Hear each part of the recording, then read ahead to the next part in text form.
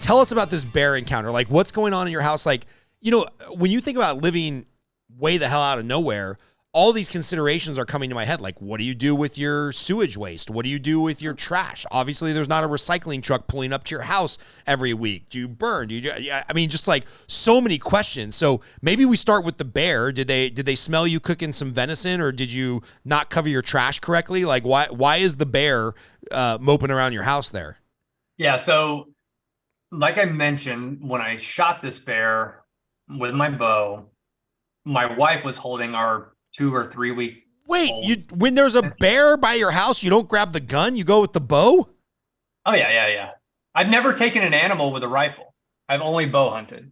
All right, for the record, I'm just putting this out there. Any animal comes close to my house, I'm grabbing like the AR-10. I have no confidence in myself with a bow. So good for you, because I would grab the machine gun theoretically. And yeah, I want to be okay. So go ahead. Sorry, I didn't mean to interrupt you. Bow for the bear. I'm getting more comfortable with my firearms and the whole suppressor bit. I've got the whole lot now, so we got a whole armament and choice. But if it's bum rushing me, I might switch. But anyways, the story goes, I did not lock up our trash, and this was our first winter up there, or I guess this was spring. So our first May up there after my daughter was born. I wasn't really as aware of how close and how many bears we have up there, which is a lot.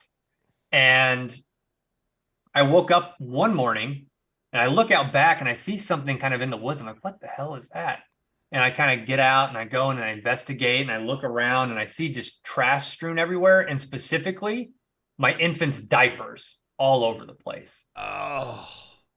So this bear had sniffed out, dirty diapers in the trash that I had not appropriately secured, ripped into it and spread it everywhere. So I was around picking that up, everything like that. So we knew there was a bear around. There was a paw print on the door going into our downstairs, just a muddy bear print. Shut the fuck up. Yeah, I think I got a picture of the bear print somewhere, but it was trying to get into the house. And that was one morning.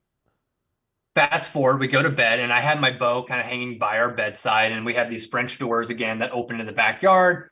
Our infant was in the crib. Just at first light, my wife starts elbowing me. She's like, Zach, I hear something outside. And my wife doesn't cuss. She's a wonderful woman, doesn't cuss.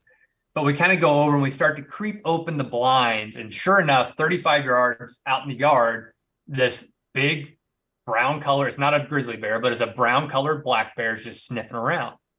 And my wife goes, Zach, it's a bear. It's a fucking bear. And, when my wife says that, it's like, it's serious. Okay. Yeah, we're on. So I grabbed my bow and I said, go grab the baby. So when I open the door, it doesn't, cry or anything, or try to keep it as quiet as you can. And I did that. I opened the door.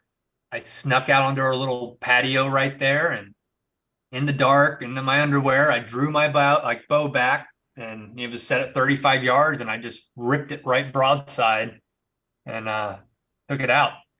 And what happens if the bear comes charging at you because you kind of give it a grazing shot?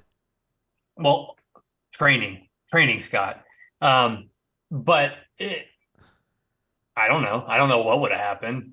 TBD, I guess. Like, hopefully you had another arrow ready to be notched or something? I mean, I like to think that I would have been able to appropriately handle the situation, but the reality is I probably would have gotten mauled and eaten butthole force by a bear in front of my wife and child. Yeah. But it worked out in this specific scenario. So do you have a butcher in town? I mean, you only got 35 people. I imagine somebody's got to be cross-trained on gutting a bear if you've never done it before, or did you just go out there and figure it out? Well, two things with this bear in particular. One, it was broadside, and when I let my arrow go, it heard the string and it kind of turned towards me. So it went in right behind the shoulder, or clipped the shoulder. So when I went over there, I found my arrow was broken in half. So I found the broadhead with good blood on it, and that bear had taken off. Now, one of the weird things about bear is you killed them because they have the most sad, depressing death moan. Like, it's just like this guttural, you can just feel the life go out of them. We never heard it. So I start to follow the blood pretty quickly afterwards, Now, mind you, I'm colorblind as a dog, which is not very good when you're trying to track red blood on green grass. Yeah. So I'm following the globules, and bear don't bleed a lot. They're very fatty animals. So I'm following the blood, and I get down in this little ravine that then opens up to just this huge mass amount of buckbrush and land, and I lose the blood. So I do what any good husband would do and go get my appropriately color visioned wife and my newborn strapped in, and we go out and I get her to help me track the blood. And she can't find it afterwards either, like where it ended. And I was so depressed. I'm like, what is going to happen? And then as soon as I was like saying I'm depressed, it started to rain. All the blood washed away. So now I'm thinking I had to have wounded this bear. I have no idea how far it ran. It could be miles away, but I can't not try to figure out this bear. So we're sitting there. I'm feeling bad or sorry for myself. And then we hear a moan. And we hear that death moan on that hill somewhere up there. So I spent the next 12 hours up and down this vertical slope, just trying to kick over this bear and don't find it. And thankfully it was a cool night, so hopefully the meat wasn't going to spoil. But I went back the next morning and I went right to the spot where we lost blood. And I said it had to have taken the like path of least resistance. And I walked through this really dense stuff and I kicked over the bear in like 200 yards. It was there the whole time, just kind of in this little knoll, like a natural depression in the ground, kind of covered up by brush where it went and died.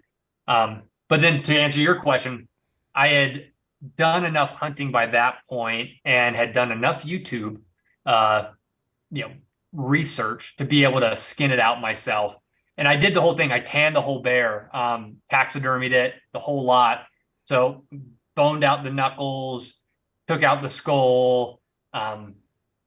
My wife and I sat there and scraped fat off of it for 4 days before we salted it.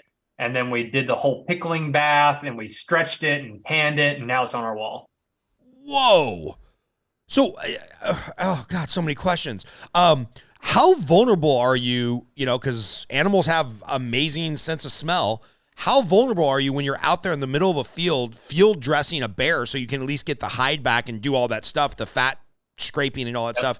How vulnerable are you to other bears, to wolves, to other predators coming along and wanting a free meal, and you're just sitting there with blood covered head to toe in blood and fat?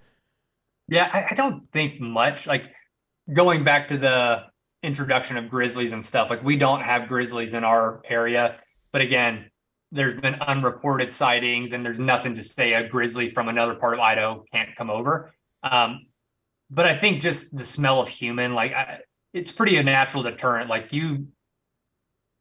a bear smells a human, they're going to run away. Like they have a really intense sense of smell. So it's very hard to sneak up on a bear and, maybe a mountain lion, which we have up there, but also kind of opportunistic. This was, middle of the day. I don't feel like we're at great peril. Like where I went elk hunting this past year up in West Yellowstone, where we saw grizzly, I never felt comfortable. Yeah. Never. Yeah.